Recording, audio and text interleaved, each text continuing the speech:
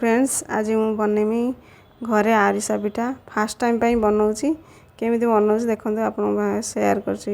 प्राय गोटे राति मु चाउल को भिजे दी 10-12 घंटा तापर एटा भलसे भिजी सारा पर भलसे धोई दूची भलसे पानी रे बाली छना कर देथिले आगुरु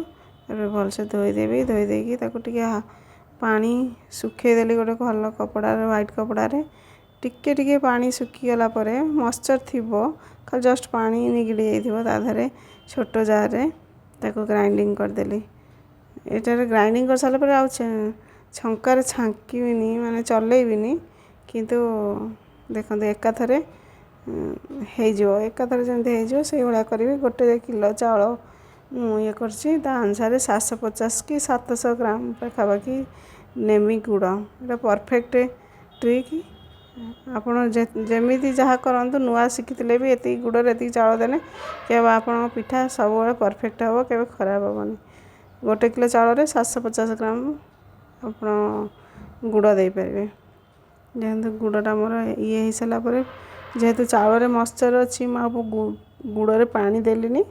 सेमती गुड़टा को मेल्ट कली ताधा टे पान मधुरी दे देली पिठाटा भल बासिबो खाइला बेले पान मधुरी स्मेल आसो बोली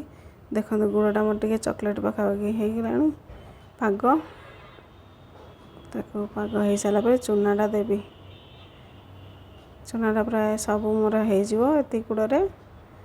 देखो के सुंदर फास्ट टाइम में करुच्ची किंतु मुझे पूरा मोर परफेक्ट है पिठा किसी फाटी जाइनी किसी है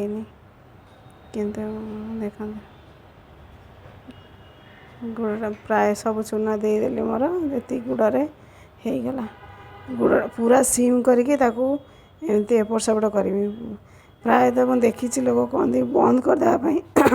बंद करदेले एटा चूनाटा कंचा रहिबो पिठाटा खाइला बेलू कंचा लगे किंतु बंद करिया कथा नुहे जड़े पड़ोसी मत कही बंद करनी हाल्के कि ताकू जालटा दब जो चूली रे बसिले बंद करदे हम कारण से गरम रे हो जाए हल्का निआ रे किंतु गैस रे बसिले टिके सीम कर ये कर देखो पिठाटा मोर हो जाइए ताकू टिके मझे कणा कर देकी तापरे मोटा कड़े ताकू छांकीमी तेल गरम हो सारा पर गोटे गोटे छोट छोट करके देवी जेहेतु फास्ट टाइम में करुँची तेल मोर पूरा ये गलानी पिठाटा भी फुली भल देखो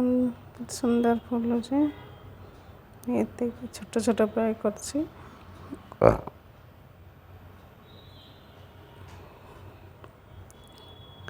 तो पिठा मोर लाल लाल हो गला रेडी थैंक यू।